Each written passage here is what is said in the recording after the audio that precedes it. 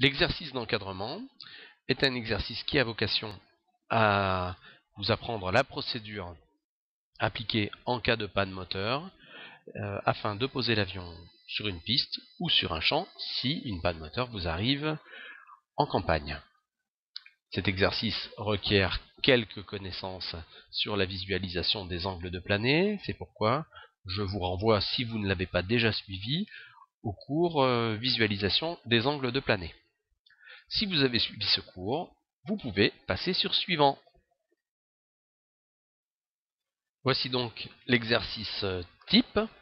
Tout commence vertical, le milieu de piste, à 1500 pieds sol.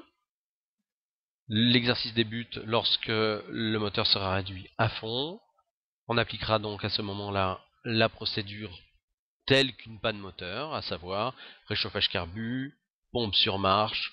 On vérifiera que les magnétos sont bien sur 1+2, que le réservoir est ouvert. Et si malheureusement là le moteur ne redémarre pas, dans la réalité on appliquerait la procédure d'encadrement qu'on applique ici à titre d'exercice. La totalité de cet exercice s'effectue bien entendu à la vitesse de finesse max de l'avion. Première partie donc de cet exercice, un éloignement perpendiculaire à la piste, et ce jusqu'à atteindre 45 degrés arrière sur le point d'aboutissement.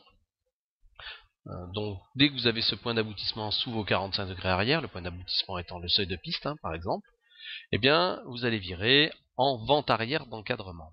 Alors cette vente arrière a une particularité, puisque vous êtes en descente, et pour maintenir un point d'aboutissement constant, il va forcément falloir converger. Cette convergence peut être calculée, on l'a fait pour vous, elle est équivalente à 30 degrés, donc il va falloir en vente arrière se mettre 30 degrés convergents par rapport à la piste.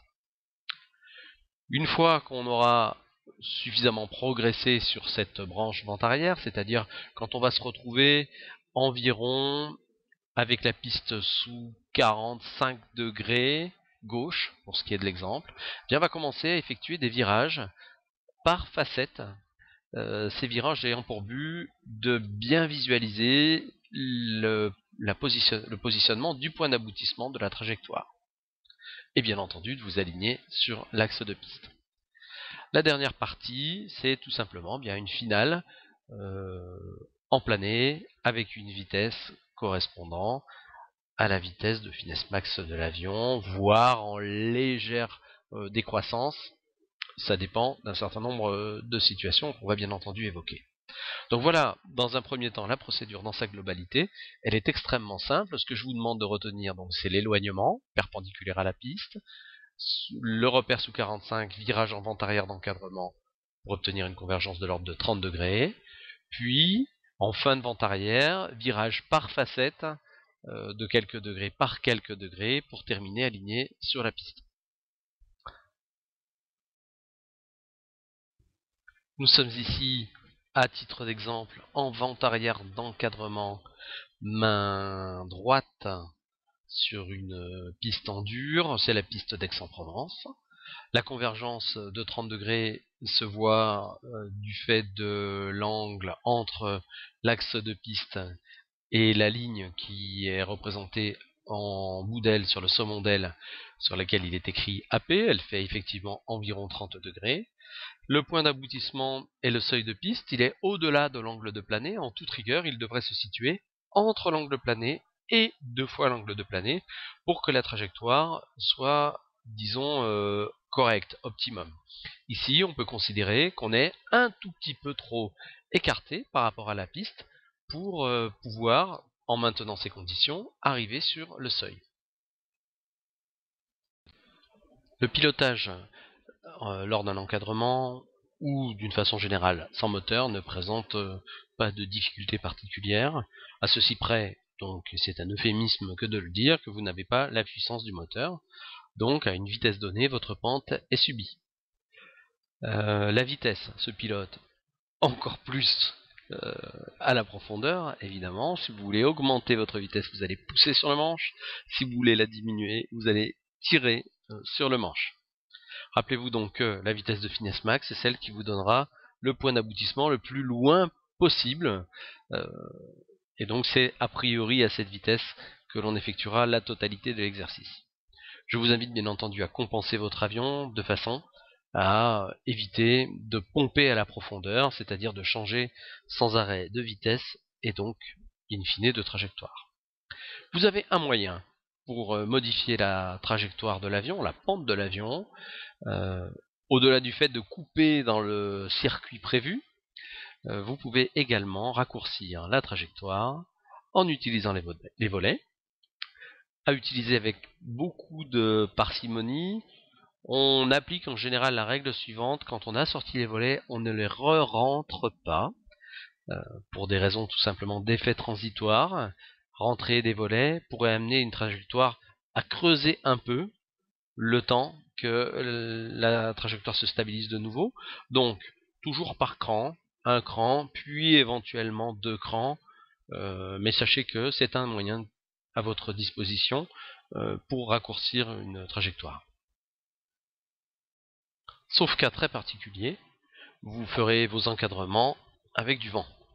Il conviendra donc de corriger le vent, tant dans la branche d'éloignement perpendiculaire, en corrigeant la dérive, que dans la branche vent arrière, en corrigeant également la dérive, et dans la branche finale, où là, il va falloir viser un point d'aboutissement virtuel décalé en fonction de la valeur du vent, pour atteindre le point d'aboutissement physique que nous souhaitons, sur lequel nous souhaitons poser l'avion. Alors, à ce stade, plusieurs écoles. Certains préfèrent changer de point d'aboutissement, d'autres, comme moi, maintenir le point d'aboutissement et travailler par rapport à un point d'aboutissement virtuel décalé. Je vous demande, bien entendu, d'appliquer cette méthode-ci, mais il est possible qu'en rencontrant d'autres instructeurs, on vous explique une autre façon de faire. De toute façon, dans un cas comme dans l'autre, la finalité reste la même: se poser sur un point défini sur la piste. Alors la règle de correction du vent est la suivante: il va falloir décaler le point d'aboutissement de la trajectoire de 10 mètres par nœud de vent effectif. Exemple, vent de face de 15 nœuds, on va viser un point à 150 mètres du seuil pour arriver sur le seuil. Un conseil concernant le calcul du vent: la tour va vous donner le vent au sol. Je vous invite à le majorer d'au moins la moitié de cette valeur. Donc, si par exemple, on vous donne 10 nœuds de vent effectif, ben prenez-en 15. Si on vous en donne 20, prenez-en 30. Entendu qu'en altitude, le vent est toujours plus fort qu'au sol. Voici un cas type de non prise en compte du vent sur un encadrement. Dans la première partie, le pilote ne corrige pas la dérive, ce qui l'amène à un virage en vent arrière beaucoup trop tardif, puis se laisse emporter par le vent et termine un virage beaucoup trop bas, en terminant sa trajectoire bien avant le point d'aboutissement. Dans cette situation, le pilote ne prend pas en compte le vent travers. C'est un vent qui a tendance à le rapprocher de la piste. Donc il a maintenu un temps d'éloignement et non pas attendu un angle.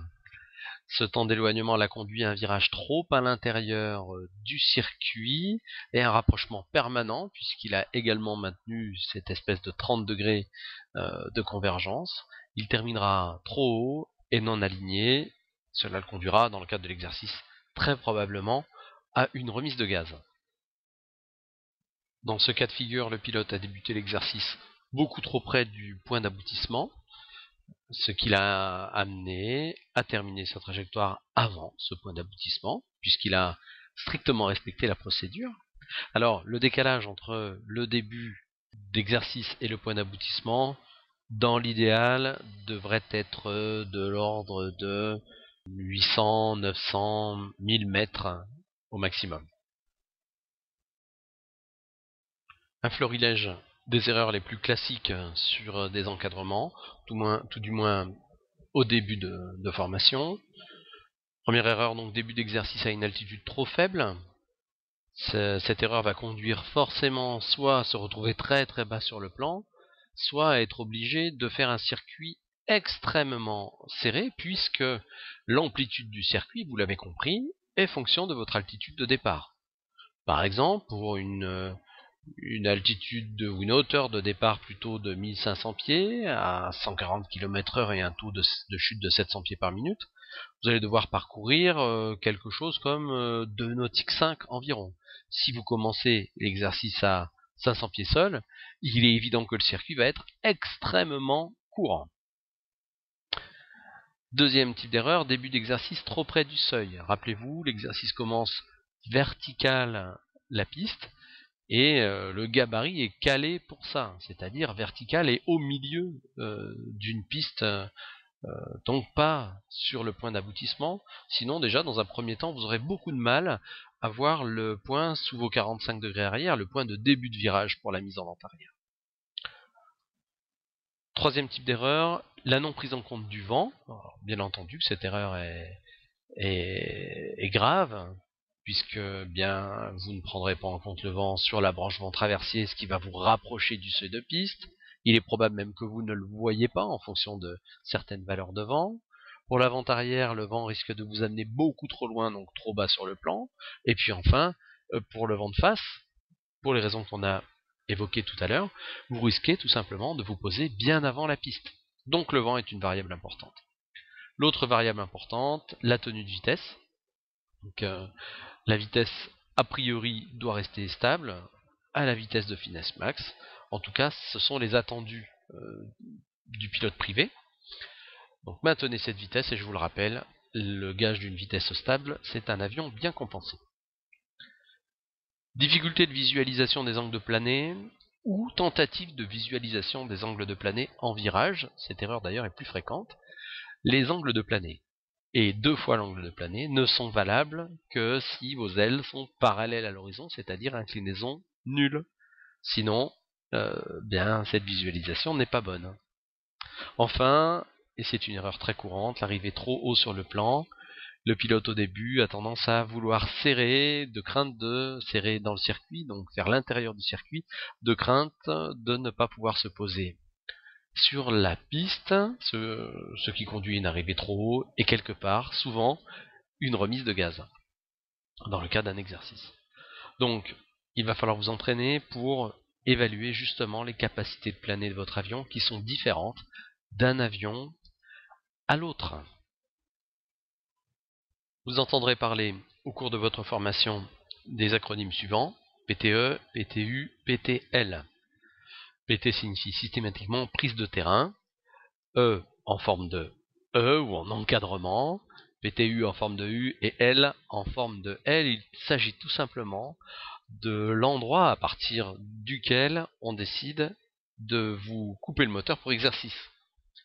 Une PTE donc s'effectue à partir de la verticale pour faire l'encadrement dans sa totalité. Une prise de terrain en U s'effectue à partir d'une position vent arrière, où là vous n'avez plus que le U, c'est-à-dire le demi-tour à faire avant de vous poser. Une prise de terrain en L s'effectue tout simplement à partir d'une étape de base, par exemple, où là il ne vous reste plus que cette forme de L à faire avant de vous poser, étape de base, puis finale.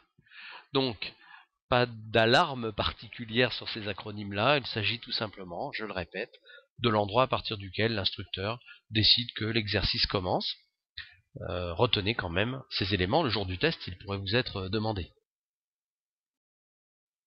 Ceci conclut le cours sur l'encadrement. Je vous demande dans un premier temps d'apprendre par cœur la procédure et dans un second temps de vous entraîner systématiquement à ce type de procédure et de pilotage.